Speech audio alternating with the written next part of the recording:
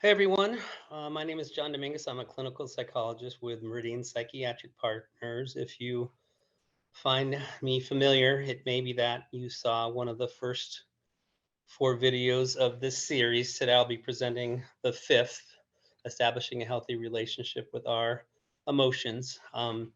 If you'd like to view any of the first four that you may have missed or want to see them again, I will remind you um, what we did before this point. So this series is about general psychological wellness. The first video that dropped was on preventative mental health care. You can check that out if you haven't. Video two, I presented a model for personal growth. Three was a model for social problem solving. Four were some models of interpersonal conflict resolution or effectiveness. And today we'll be talking about our relationship with our own feelings and how to manage that. And the last one in the series will be on emotional regulation. But let's get into video number five, establishing a healthy relationship with our emotions. Where I want to start is to talk about what I refer to as the child therapist toolkit. I usually talk about this jokingly because one of the things that we as therapists who work with children and adolescents, especially children, when we start talking about emotions and feelings and we want to help um, help these little guys understand all this stuff, there seems to be almost like a toolkit that every therapist kind of uses, or at least has some common components. Um, Most common one is a feelings chart. You guys have probably all seen or know what I'm talking about of a chart with all these different faces and different emotions. Now I'm sure they would use emojis, but back in the day, or prior to the last, the emoji age, there it was literally a piece of paper. If you were lucky, it was colored, and it was something that you could use as a resource for students to help them start to identify their emotions. And in addition to helping kids identify emotions, we would describe emotions and feelings as really, really positive experiences as friends and allies. Emotions give you information about things that are going on in your life. It cues you into things maybe you should be paying attention to, or a problem that you might want to get help solving. So, I mean, it makes sense, right? That as therapists, we want kids to have a healthy, friendly, safe relationship with their feelings and emotions. And again, I only jokingly mock this because it is a really good start, and we do need to talk about how emotions give us information. We do need to talk about how identifying the different range and emotions in other people and ourselves promotes interpersonal effectiveness and social emotional um, functionality. But what I think was a pretty big omission as we're talking to young children about what their feelings and emotions are is there's some things about emotions and feelings that don't seem very friendly after all. And I think you know sort of what I'm talking about, but I'm gonna go into this video, and we're gonna have a little fun. And this isn't gonna be as long of a video as the last two. If you brave the last two, they were closer to like a half an hour. So I appreciate it if you tolerated all that. But this one should be a little bit briefer and maybe a little bit more fun. I want to argue, and I'm going to bring some evidence to this through just experiential stuff and a little bit of textbook stuff. But I think you could argue that emotions are positive in the ways that I described. They give you information. It's important to understand them in yourselves and other people. There's no dispute with that.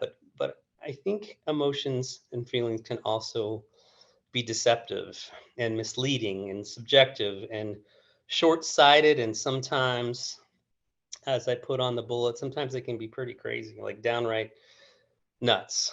And I want to talk a little bit about what I mean. And I'm going to start with a really extreme example. I love this example because it puts everything I think it puts some clarity on what it is I'm trying to talk about. And then it'll set the stage for how we do establish a healthy relationship with our feelings.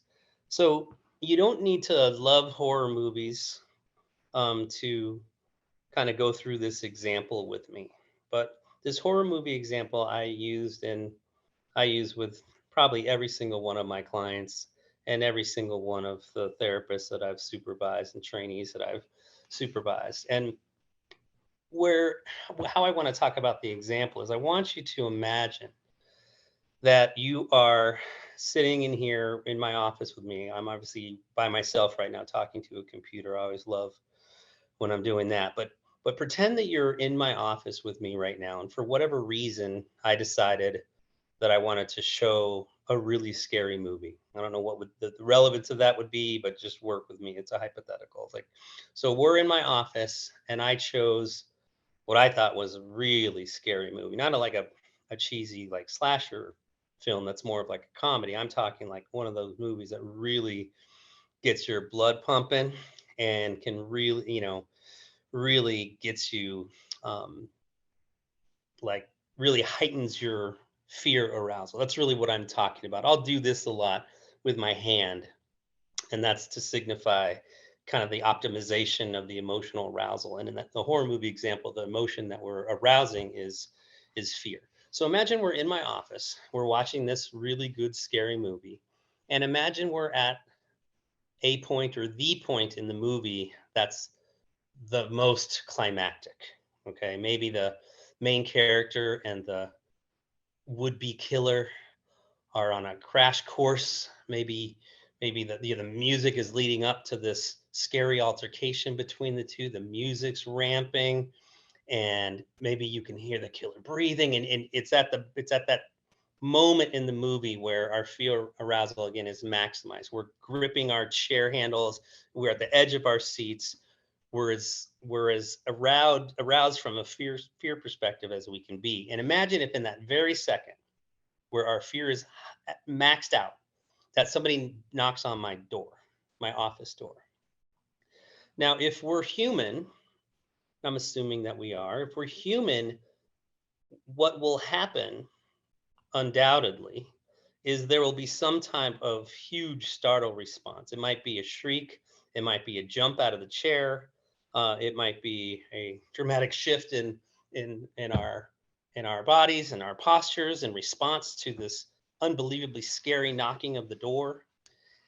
And what I find interesting about this example is in those 2 seconds after the knock on the door, to me, what happens is fascinating because our startle response was based on a notion, a thought that the person in the movie, probably some really nice person just getting paid money to carry around a chainsaw on a movie set, but this person chose to find us in my office on this day, in this moment, to take our lives, to slash us with the chainsaw or whatever weapon of choice the actor is using. So it you couldn't have a more silly sort of thought about what was about why we needed to be scared. But in those 2 seconds, our response is based on the likelihood that the person in the movie who's wreaking havoc has come to find us here, and we need to be scared for our lives. Okay. And every human will have a response like that.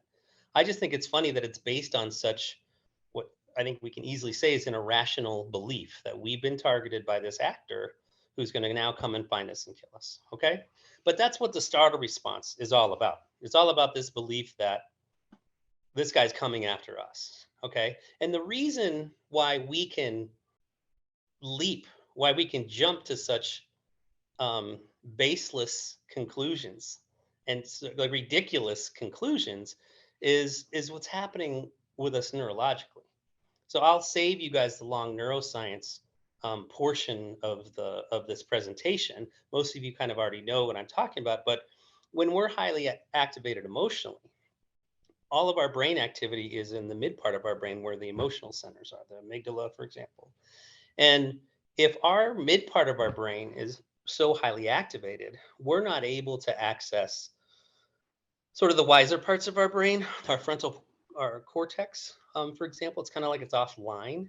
Um, there's a lot. I mean, I could have done two presentations on the neuroscience behind this, but I'm just giving you the cliff notes that if when our brain is highly activated in the midsection because it's trying to manage all these emotions, our ability to be rational and planful um, is extremely compromised. That is the only way that we would allow ourselves, even for 2 seconds, to hang on to this idea that someone from the movie has come to find us to kill us in this moment, has come to my office to do this. So, so that's interesting enough to me. But what happens after that, not only is also interesting, but it to me it draws a blueprint for how we can manage our emotions in a more healthy and effective way. So after 2 or 3 seconds after our startle response, after the person knocks on my door, is without even really thinking about it or talking about it, we'll look at each other and we'll probably like kind of laugh at ourselves. Okay, for having such a huge startle response to something that's so benign, somebody knocking on my door. It's probably one of my colleagues wanting to borrow my stapler. But at the time that that knock happened, our fear arousal was so high that we interpreted everything in our environment as congruent with that really, really, really high fear arousal. And this happened. I can give you a million examples of this, but that's what happened when our emotions are that heightened. We tend to interpret everything else in our environment as congruent and supportive of that emotion, and that's what happened here. But 3 seconds after that, when the dust settles, we're laughing at ourselves for having such a startle response. And what we'll probably do is pause the movie. I'll open the door. It sure enough will be someone wanting to borrow my stapler, not someone trying to kill us. And I'll loan the stapler out, close the door, and we'll resume the movie, and everything's totally fine, right? What happens? The thing that we figured out on our own without again a discussion about it or much thought about it is the very one of the very things that I try to teach my clients to get really good at. Because what we did 3 seconds after the knock on the door is we told ourselves that was so silly of me to have a startle response to the door knocking. I only was scared of the door for a couple seconds because I was so scared of the movie, and for a second I just couldn't disentangle the two. Silly me. Oh well, let's move on. Imagine, like, this is so valuable to me as a psychologist and a clinician because if the kids and adolescents and adults that I see, if they could do that with their depression, their anxiety, their anger, I mean, it would be a game changer. If they could reflect on their high emotional arousal when they're sad, for example, and if they could do what we did 3 seconds after the knock on the door, if they could look at their sad arousal, for example, and if they could say, "Well, I know I'm feeling really, really sad right now. I need to be very careful because I know that when I'm really sad, I'm vulnerable to thinking things that aren't really true or even make sense just to support my sadness, just to be congruent with my sadness. I want to make sure that I don't fall in the trap of believing those things and making myself even more sad." I mean, imagine if my clients, people were able to do that. And I think we can. I think we can teach ourselves to do that. We didn't even have to teach ourselves it in the horror movie example because it's such an extreme example.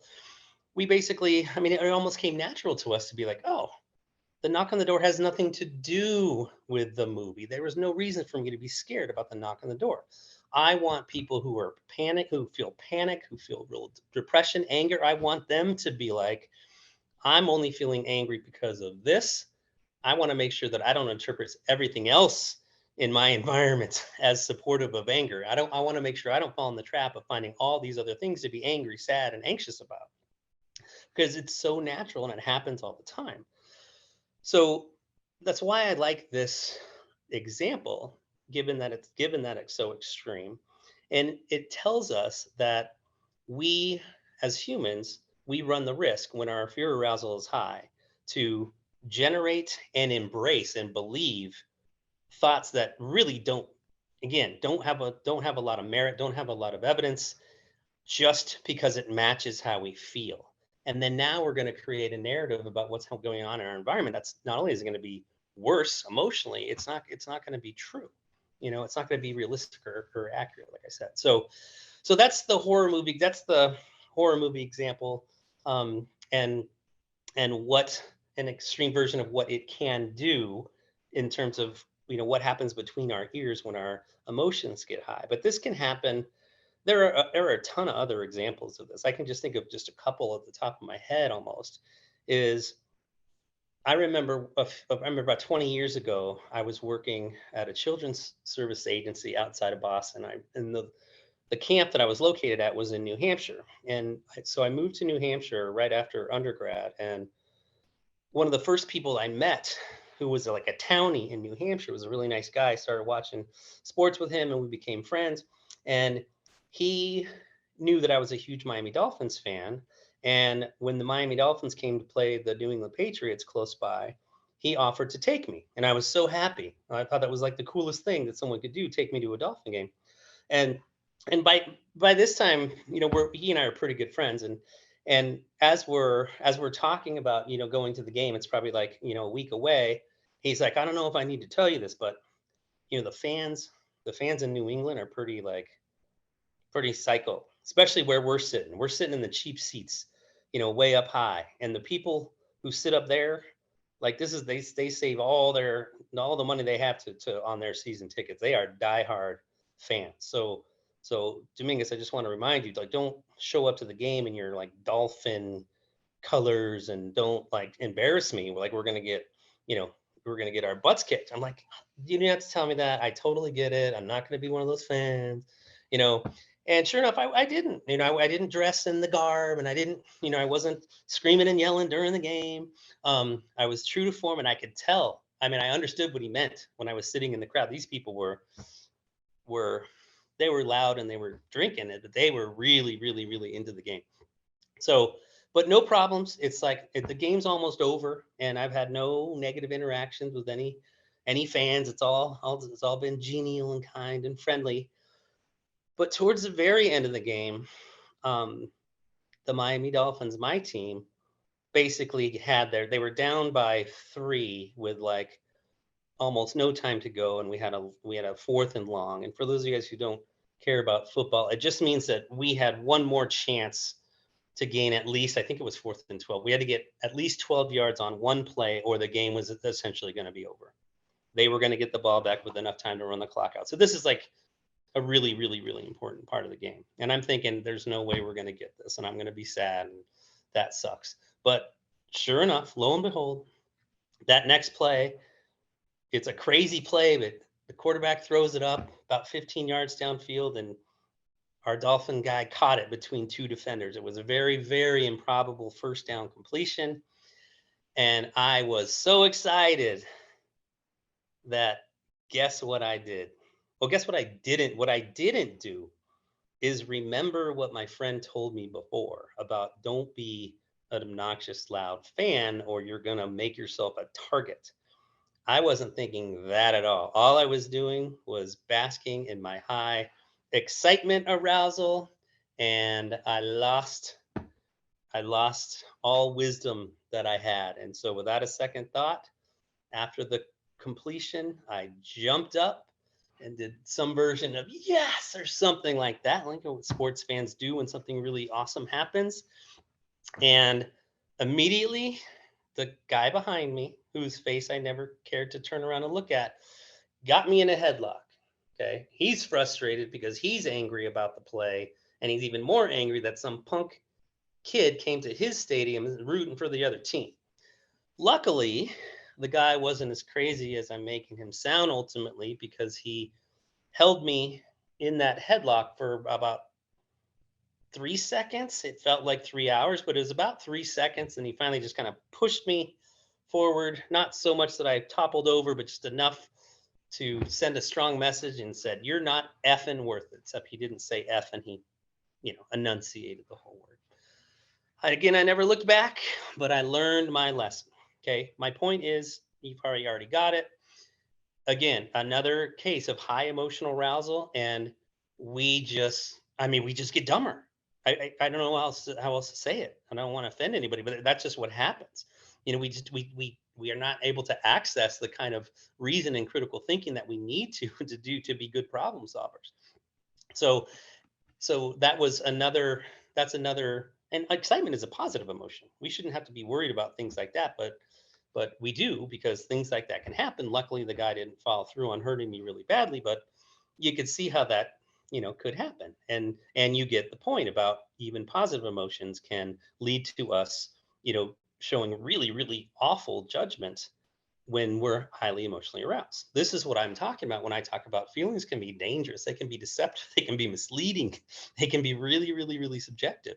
And I'll give you one other example just to incriminate myself even more. The first date that I went on at undergrad, my freshman year in college, someone in my philosophy class caught my eye, thought she was really cute. It seemed like she was kind of looking back at me too. I got the courage to ask her out. She said yes. And we go out to dinner, and we're on our very first date, and I'm really kind of excited because she seems so nice, and it's just the whole idea of you know this is the next chapter of my life. I'm in college, I'm on my own, and now I have this date with this really cool smart person, and I'm just in this like really excited mode.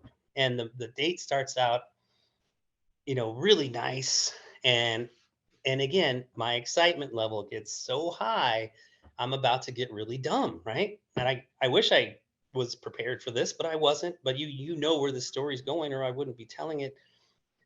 And so as the night goes on, I just get more and more excited. And I'm thinking in my head, oh my gosh, I think I found my soulmate on my first date. Oh my gosh, she's like dreamy. Oh my gosh, we're gonna spend the rest of our lives together. I was thinking that stuff. That's how excited I was, in this moment.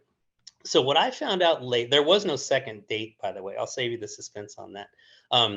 But what I found out later, after a very embarrassing experience, but later, because she told me, is at some point during the dinner on this very first date, she overheard me say something that was very off-putting. Okay. Turned out, in my defense, I don't know if this is going to defend me or make me seem more crazy. It turned out that she overheard me under my breath singing a song lyric from a song that I was listening to on the way to pick her up. A song that I liked, a song that's in my head, a song that's congruent with my excited mood. So evidently, because she explained this, she heard me sing that song lyric, was off put by it because it referred to a relationship, or it was something that if I said it to her directly, it would have been really awkward. And it was kind of funny that there was that sort of miscommunication. But my point is, at some point during the dinner, she made a kind of a drastic shift, because the date was going fine for her too, until that one moment where she was off put by something I said or sang, as it were. And she said she shifted a little bit, that she went from being really happy and to being a little more guarded, and a little this and a little that. And I picked up on almost nothing of it, for the reasons that you already know. My excitement arousal was so high throughout the dinner. I wasn't seeing or recognizing any of the cues that she was giving me, that she's like not that excited, probably wants to go home soon, has no interest in a second date. I was completely blind to those. I was too wrapped up in my own soulmate thoughts, and I was probably looking for little tiny things that she was doing just because she's a nice person, and then blowing them up to be like, oh my god, she's so into me too, like this is so cool. And again, I just missed it, and the only thing I remember that was a little unexpected to me is at the end of the night, when I went in to give her a little bit of a kiss on the mouth, she did the cheek turn thing, and which I wasn't expecting. But again, I just chalked it up to, oh, she's so cute. It's our first date and she just wants to do a cheek thing. Oh, she's so this and she's so that. I just maintained my ignorance bliss thing. Okay. So Um, in the next couple days, I called her 2 or 3 times to see if she wanted to go out again. She never returned my calls, and again, I'm still in my huge excitement zone, and my only explanation for why she hadn't called me back is her lame roommates. They keep forgetting to give her the message. You know, I mean, so again, where this is going. I'm going to be really embarrassed, and maybe 2 3 days later, I show up at her dorm room because I'm like, if her roommates aren't going to give her this message, then I should just go over there.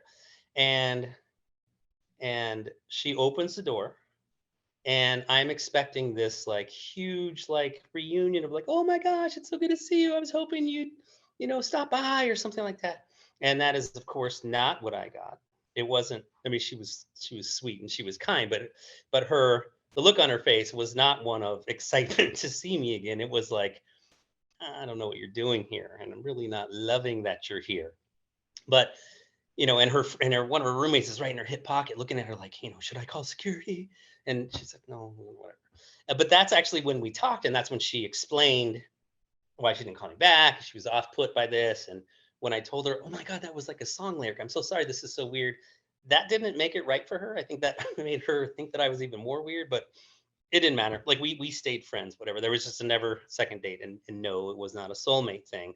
But I completely botched what could have been at least a few more dates because I got so wrapped up in my excitement that I just lost my wits about me. You know what I needed? I needed one of my boys at the after the date just to ground me and just to pull me in a more regulated spot and just be like, dude, I'm glad you had a first date, but cool your jets with the soulmate talk, dude. You're gonna scare her away.